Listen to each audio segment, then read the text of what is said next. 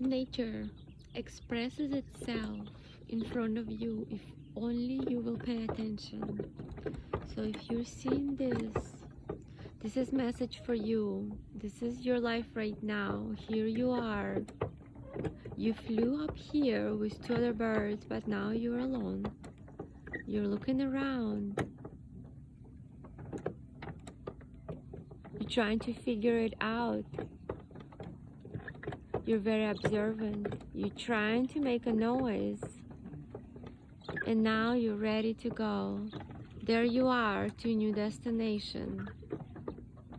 So take it as a sign and allow yourself to move forward. Don't allow others to dictate who you are, because you are unique, just like we all are. And it doesn't mean that you don't love them.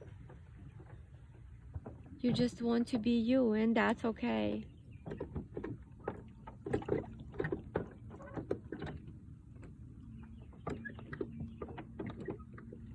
You're so loved.